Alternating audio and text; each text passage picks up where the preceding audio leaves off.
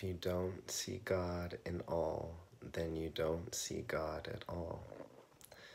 This is a phrase by the wise one Yogi Bhajan, who brought Kundalini Yoga meditation to the West in 1969.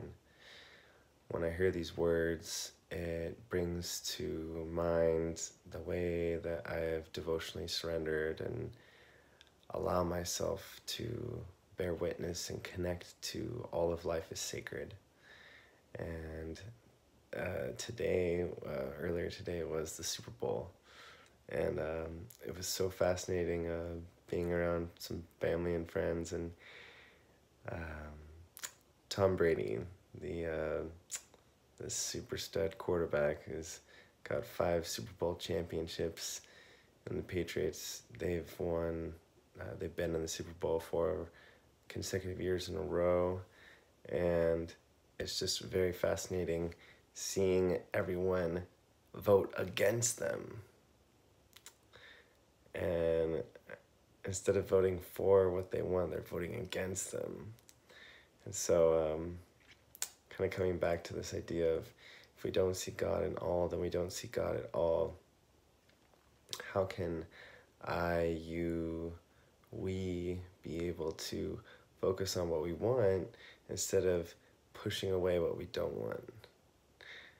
It's a very fascinating, simple idea, and contrast creates clarity.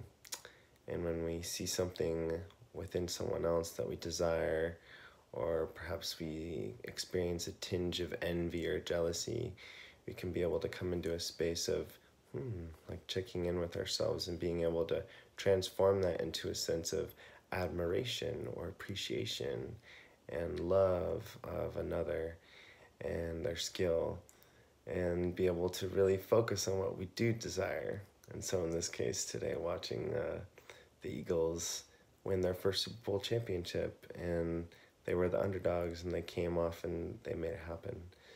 And so it's funny how we can use something as seemingly superficial as sports to bring about a mirror for a philosophical, spiritual idea and perception.